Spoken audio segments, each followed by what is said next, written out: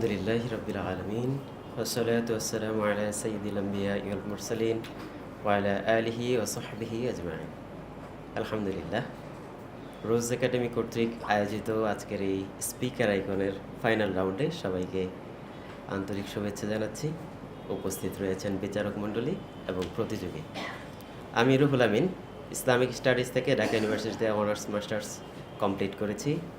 এখন একটি আইটি ফার্মে আছি, পাশাপাশি অনলাইন দাওয়া নিয়ে কাজ করে থাকি।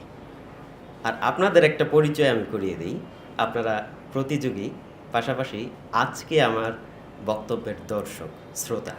কাজেই শুধুমাত্র বলে গেলাম বিষয়টা এরকম না, একটু শোনা উচিত, পাশাপাশি যদি রেসপন্স করার সুযোগ থাকে সেটাও করা উচিত।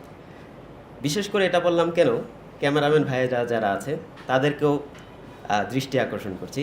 আমার টপিকটা এতটাই গুরুত্বপূর্ণ যে সবারই শোনা উচিত বিষয়টা। সেটি হচ্ছে ব্যক্তিগত গোপনীয়তা রক্ষায় ইসলাম। মানে খুবই খুবই কনফিডেন্সিয়াল একটা আলোচনা। বিষয়টা যদি আমরা একটু খেয়াল করি, বর্তমান সময়ে পার্সোনাল প্রাইভেসি বলতে কি আছে একটু খেয়াল করেন। অনলাইনের এই জগতে, এই সময়টাতে আপনি যদি একটু খেয়াল করেন যে হঠাৎ করে কোন দিক থেকে একটা ভিডিও ভাইরাল হয়ে গেল, কার কি অবস্থা আপনি হয়তো বা কল্পনাও করতে পারছেন না যে আপনার একটা ভিডিও ভাইরাল হয়ে গেছে। তো সেই জায়গা থেকে এই অবস্থায় পতিত যে হলাম আমরা, সেটার মূলত কারণটা কি? কারণটা হচ্ছে ইসলাম আমাদেরকে যে প্রাইভেসির কথা বলে, সেই প্রাইভেসিটা আমরা আসলে মেনটেন করতে পারি নাই। শুধুমাত্র মুসলিম না, ইসলামের বিধানগুলো যারাই পালন করবে তারাই শান্তিতে থাকবে, দুনিয়াতে একটা শান্তি চলে আসবে ইনশাআল্লাহ। তো ইসলাম আসলে প্রতিটা বিষয়ে, ছোট থেকে ছোট প্রত্যেকটা বিষয় কিন্তু ধরে ধরে আমাদেরকে শিখিয়েছে। সেইগুলোকে যদি একটু খেয়াল করেন, আল্লাহ পাক রব্বুল আলামিন কোরআনে পাকে বলেছেন, ইয়া আইয়ুহাল্লাযীনা আমানু লা তাদখুলু বুয়ুতান গায়রা বুয়ুতিকুম হাত্তা তাস্তানিসু ওয়া তুসাল্লিমু আলা আহলিহা। অর্থাৎ আপনি যখন কারো ঘরে যাবেন, কারো বাড়িতে যাবেন, কি করতে হবে? প্রথমে সালাম দিতে হবে, সালাম দিয়ে অনুমতি নিতে হবে।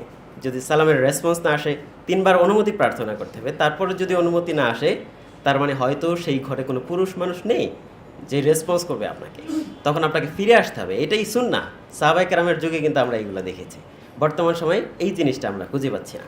শুধু এটাই না, বর্তমান সময়ে পার্সোনাল প্রাইভেসি আমরা খুব বেশি দেখি না। অনলাইনে বলি, অফলাইনে বলি, কারো দোষ আমরা খুব সহজে, খুব মজা করে বলে ফেলি, যেটাকে আমরা গীবত বলি।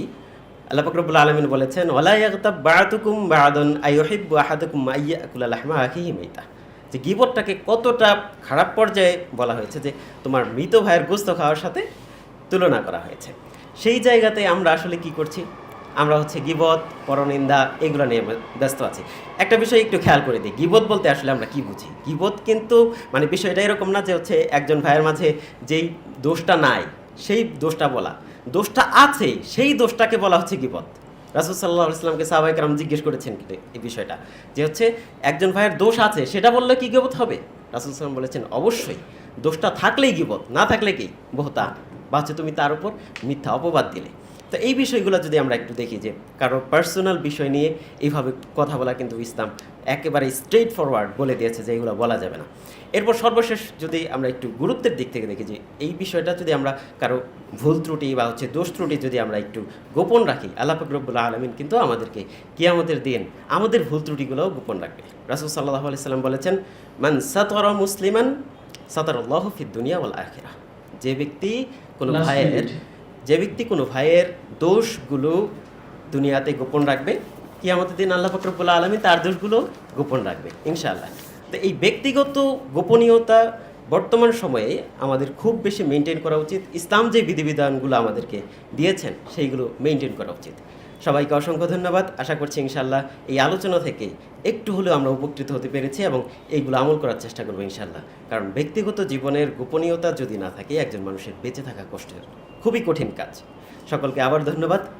বিজ্ঞ যারা আছেন এখানে সবাইকে অসংখ্য ধন্যবাদ। আসসালামু আলাইকুম ওয়া রাহমাতুল্লাহ।